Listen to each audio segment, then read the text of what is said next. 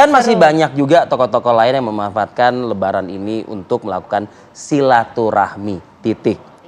Jangan ditambahin ya. Jangan ditambahin. Enggak.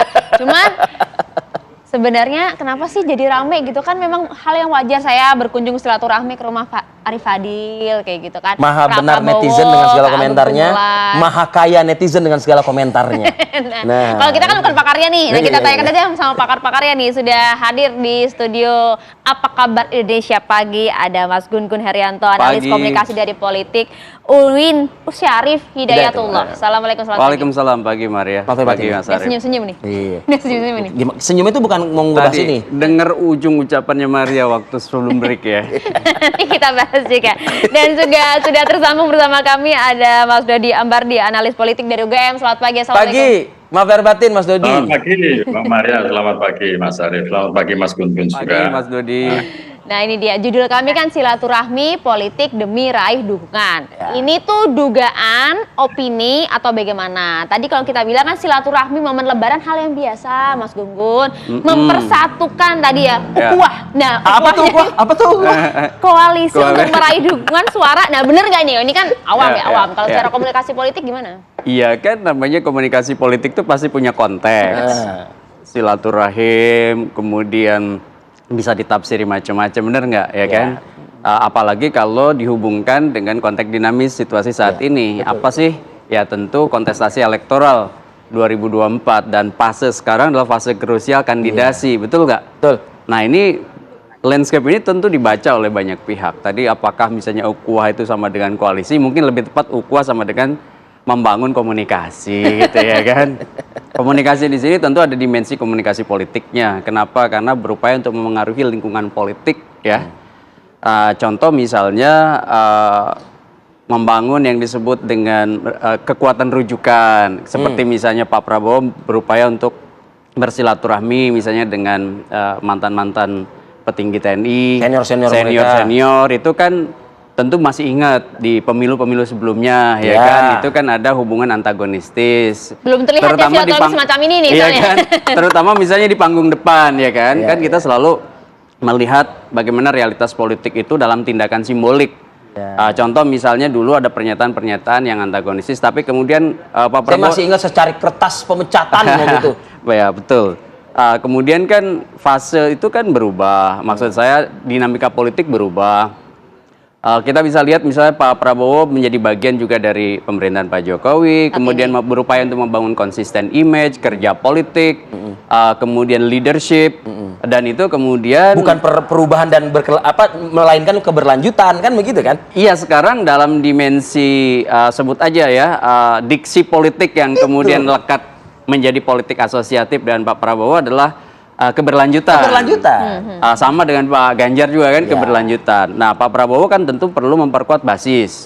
Salah satu basis yang diperkuat itu adalah dukungan, terutama misalnya kita sama-sama tahu salah satu kekuatan rujukan dalam dimensi politik di Indonesia itu adalah kekuatan militer dengan tentu tokoh-tokoh senior yang ada di dalamnya. Cukup efektif itu? Ya menurut saya ini satu di antara sekian jangkar kan. Kan kita tidak bisa menafikan jangkar itu banyak. Salah satu jangkar itu adalah kekuatan militer. Tentu dengan senior-senior yang kemarin kita bisa lihat dalam tindakan simbolik Pak Prabowo dikunjungi. Sama halnya misalnya ketika Sandi berkunjung dengan partai-partai, sebut aja P3, kemudian PKS, PAN, ini kan memperluas yang disebut ruang jelajah komunikasi politik.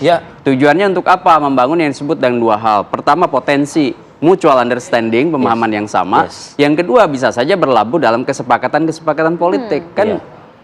Kan sangat mungkin terjadi. Kalau kita lihat kan layar depan nih, kita bicara layar depan dulu nih ya kan? Udah jelas-jelas di Semarang sana, Partai Amanat Nasional hadir di situ Ganjar Pranowo, hadir di situ ada Menteri BUMN. Lalu di PKS udah jelas kan deklarasinya ke Anies Baswedan. Tapi Sandi ini nemuin juga mereka-mereka ini gitu loh. Iya kan, kalau kita lihat dalam konteks komunikasi politik ya, ada jangka pendek, menengah, panjang kan begitu ya. Jangka panjang tuh mitigasi masa depan setelah pemilu usai kan. Karena ingat ya, dalam konteks politik Indonesia kan proses koalisi itu terbangun dua tahap. Proses koalisi dalam kandidasi, yang kedua adalah proses koalisi dalam pembentukan pemerintahan. Dan itu biasanya setelah pemilu usai dalam mau membentuk pemerintahan juga koalisi kan cair lagi. Ya yang disebut dan pola koopsi itu ya, gonta-ganti pasangan itu loh, ya kan? Nah, oke, kita bicara dulu proses kandidasi. Proses kandidasi sekarang apakah masih lentur? Ya di tingkat cawapres masih lentur kan? Kan kalau poros yang mulai konsolidatif itu di capres, di top of the ticket.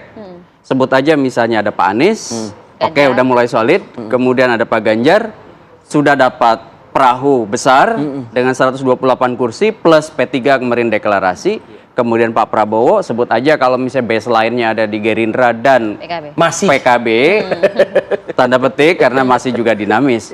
Nah yang paling dinamis sebenarnya adalah di line up cawapres. Di situ masih ada nama Pak Erik, di situ ada nama Pak Sandi, gitu ya. Di situ ada nama Ya Ridwan Kamil juga masih sangat mungkin menunggu momentum. Ya, artinya pergerakan aktor ini akan menentukan, ya plus minus insentif elektoral bagi capresnya, gitu. Mas Gun, sepakat dengan pernyataan? Iya, yang disampaikan oleh Mas Dodi tadi kan sebenarnya variabel-variabel yang memang real ya.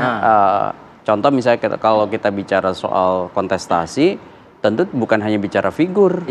Maksud saya akseptabilitas figur, bukan hanya bicara tokoh, tapi juga bicara mekanisme power sharing, bicara pembiayaan pemilu, dan itu turunannya banyak. Ya. Contoh misalnya bagaimanapun skema masing-masing partai yang berbeda-beda itu, pada akhirnya kan yang dinegosiasikan. Apakah kemudian negosiasinya ketemu di tingkat elit dan punya rembesan ke bawah itu melalui basis struktur partai maupun relawan ya.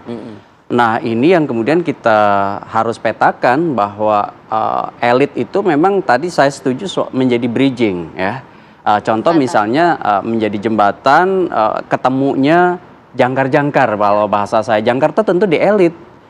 Kenapa di elit ini menentukan? Karena kan ini proses krusial untuk menentukan putusan terutama menyangkut usungan.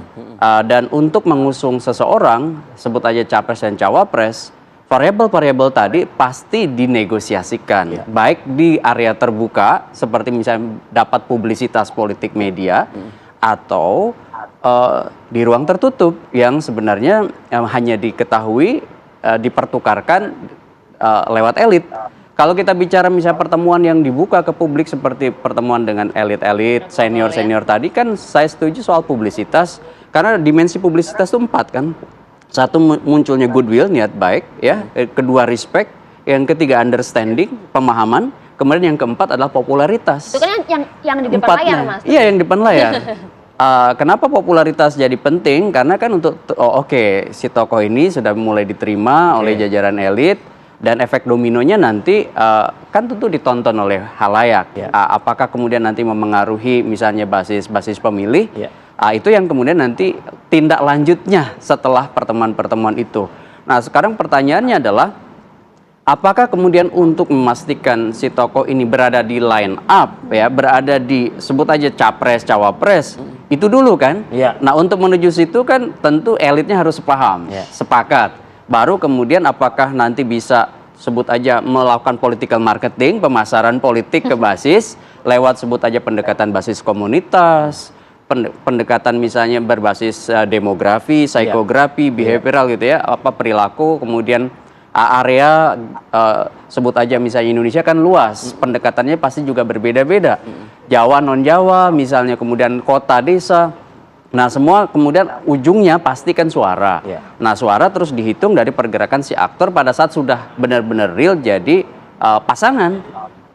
Apakah misalnya punya insentif elektoral? Ya tentu ke depan akan dihitung oleh semua pasangan untuk kemudian memenangi kontestasi. Termasuk juga cost yang tadi juga menjadi cost of entry ya, biaya masuk gelanggang pertarungan itu yang tidak semua orang punya. Maksud saya mungkin banyak orang baik, banyak orang berkualitas, banyak orang yang terkenal, tapi belum tentu punya satu tadi yang disebut dengan biaya masuk gelanggang pertarungan, baik melalui dirinya atau melalui circle yang ada di belakangnya. Baik jauh-jauh hari. Selatan kayaknya ya bahasanya gitu.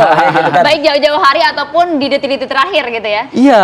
Dan itu sangat menentukan biasanya perubahan bandul-bandul politik, elit berubah, terutama misalnya mengonsolidasikan sumber daya politik tadi, sekaligus penerimaan publik, bicara misalnya popularitasnya, akseptabilitasnya, elektabilitasnya. Jadi jangan anggap remeh, ini ketemu itu kan cuma pensiunan gitu loh. Itu kan cuma partai ini, partai itu. Jangan-jangan ketemu itu ada sesuatu. Nah, itu dia. Kesini bawa sesuatu. Jadi kalau dalam hal politik tuh suuzon tuh penting justru ya. Husnuzon. Terima kasih banyak Mas Gun. Mas Dodi, terima Mas kasih Dodi, Mas. terima kasih Langsung juga dari sudah Yogyakarta, bergabung. terima kasih waktunya pagi ini. Sama-sama. Sehat-sehat semuanya Mas Dodi. Mas Gun. Dodi, selamat pagi. Selamat pagi Mas Sama-sama. Arief, Terima Pak kasih, Maria. selamat pagi. Iya. Baik.